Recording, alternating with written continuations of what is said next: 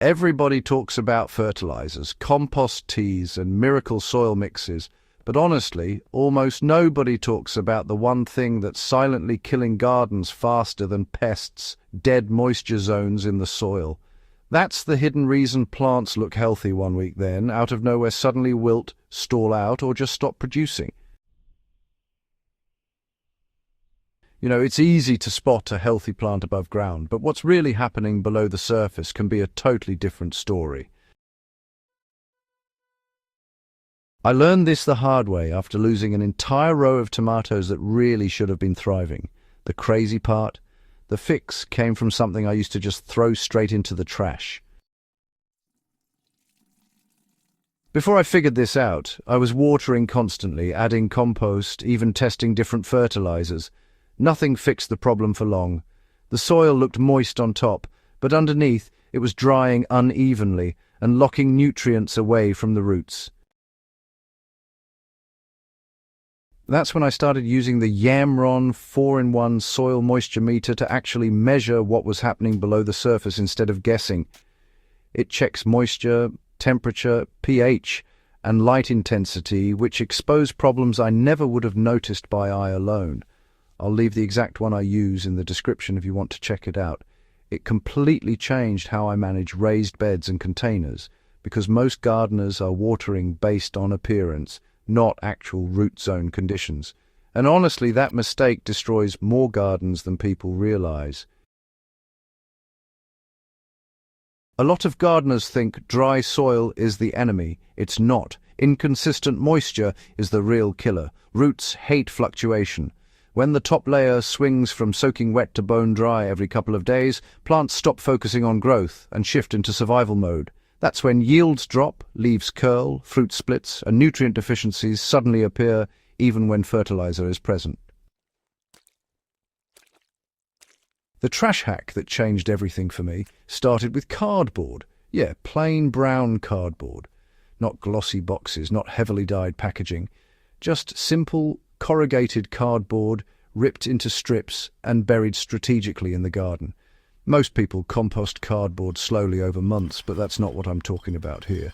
I started using it as an underground moisture sponge and carbon layer directly beneath my plants, and the difference was immediate.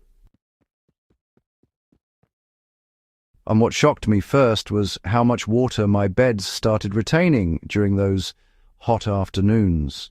Before this, I'd water in the morning and honestly the soil would already feel stressed by mid-afternoon heat. But once I added shredded cardboard under the top 4 to 6 inches of soil, moisture stayed stable much longer. The cardboard acted like a reservoir, absorbing water and releasing it slowly back into the root zone. But here's the part most people get wrong. If you bury thick sheets whole, you can actually create a barrier that blocks roots and oxygen. That's bad gardening advice I see repeated constantly online. The trick is shredding or tearing the cardboard into loose pieces, roughly 2 to 4 inches wide, so roots can move naturally through the layers. This matters even more in raised beds because, well, raised beds lose moisture faster than in-ground gardens. Wood-sided beds heat up quickly, especially in full sun, and that temperature swing stresses roots hard during summer. When I tested this in one of my tomato beds, the untreated section hit nearly 95 degrees in the upper root zone by late afternoon.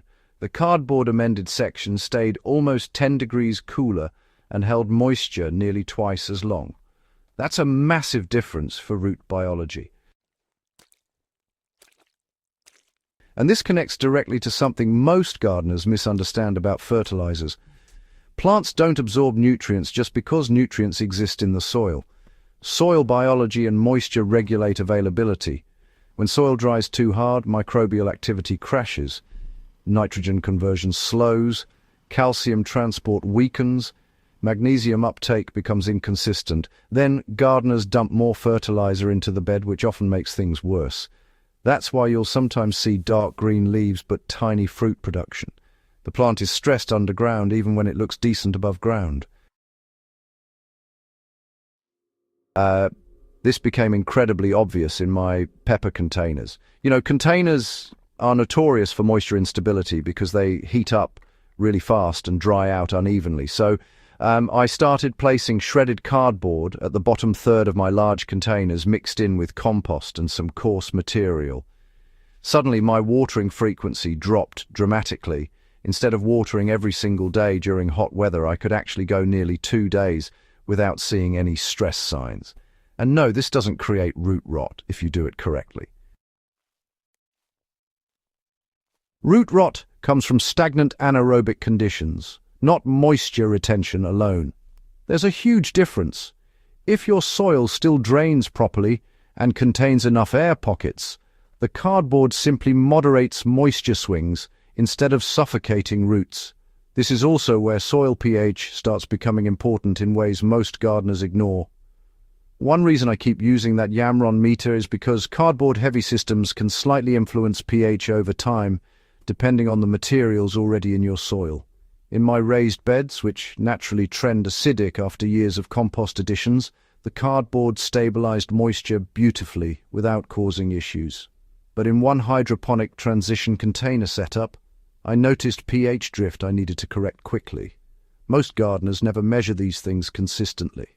They guess, and guessing works fine, until your plants suddenly stop producing. There's another hidden benefit to this trash hack that nobody talks about enough. Worm activity. Once cardboard starts softening underground, worms absolutely swarm it. That changes soil structure fast. In one season, the beds where I used shredded cardboard developed dramatically better crumb texture compared to untreated beds nearby. The soil became looser, darker, and easier to water deeply without runoff. That's important because compacted soil wastes water constantly. A lot of backyard gardens aren't actually dry, they're hydrophobic. Water runs through cracks or channels without properly soaking the root zone. Gardeners see wet surfaces and assume the soil is hydrated, but the roots underneath stay stressed. That's why later in this video I'm going to explain the one watering habit that secretly cancels out all the benefits of moisture-retaining soil, and most gardeners do it every single day without realizing. Now, I know some people are thinking, why not just mulch heavily? Mulch absolutely helps. I use mulch constantly. But mulch and underground carbon layers do different jobs. Mulch protects the surface. Underground cardboard regulates the root zone. When combined together, the effect gets much stronger. In my cucumber beds last season, I layered shredded cardboard beneath the soil, then topped everything with straw mulch. During a brutal heat stretch, those beds outperformed every untreated section in the garden. The cucumbers stayed productive while neighboring plants struggled through midday stress, and this technique works surprisingly well in poor soil. One of the biggest myths in gardening is that you need perfect soil before growing seriously. You don't. What you need is biological activity and moisture consistency. Even mediocre soil becomes productive when microbes, fungi, worms, oxygen and moisture stabilize together. That's why cardboard works better than many expensive water retention crystals people buy online. Those products often create unnatural moisture pockets that roots become dependent on, but cardboard decomposes gradually and feeds biology while improving structure naturally. I tested this side by side in 2 identical pepper beds. One used commercial retention additives, the other used shredded cardboard and compost. By late season, the cardboard bed had noticeably stronger root systems and required less intervention overall. The commercial product retained water, yes, but the soil structure itself didn't improve much. The cardboard bed became healthier over time instead of relying on repeated inputs. And there's another reason I trust this method now. It scales easily. You can use it in massive gardens, small backyard beds, grow bags, or even food forests. I've seen people use layered cardboard beneath squash mounds, around fruit trees, and inside deep trench systems for corn production. But there's one critical mistake you absolutely need to avoid. Do not use heavily inked cardboard, wax-coated boxes, or chemically treated materials. Simple brown corrugated cardboard works best. Remove excessive tape and glossy sections first. Also, don't bury huge amounts all at once in shallow beds. Too much carbon without balance can temporarily tie up nitrogen during decomposition. I usually mix cardboard with compost, aged manure, or partially finished organic matter to keep microbial activity balanced. This becomes especially important in nitrogen-hungry crops like corn, brassicas, and tomatoes. And now for the watering mistake I mentioned earlier. Most gardeners water too often and too shallow. That habit trains roots to stay near the surface where temperatures fluctuate hardest. Then plants become fragile during heat waves. Once I switched to deeper watering with underground moisture retention layers, root systems started driving downward instead of clustering near the surface. The plants became noticeably tougher during drought periods. That's the difference between managing symptoms and managing root behavior.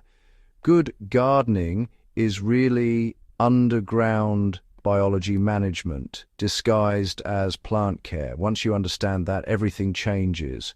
Your watering changes, your fertilizing changes, even your pest problems start changing because stressed plants attract more issues. That's why simple tools that reveal what's actually happening underground matter so much. Most gardeners are reacting to leaf symptoms when the real problem started in the soil days earlier. The crazy thing is this entire improvement started with trash most people throw away without thinking twice. And honestly, that's one of the biggest lessons gardening teaches over time. Healthy systems waste very little. Nature constantly recycles structure, moisture, nutrients, and carbon. The closer your garden works like a living ecosystem, the easier it becomes to grow productive food consistently. If you got value from this video, subscribe to Farmogic because we test these methods in real-world gardens, not laboratory fantasy setups. And if you've experimented with cardboard, moisture layering, or unconventional soil hacks yourself, share your results in the comments. Some of the best techniques gardeners discover never come from gardening books at all.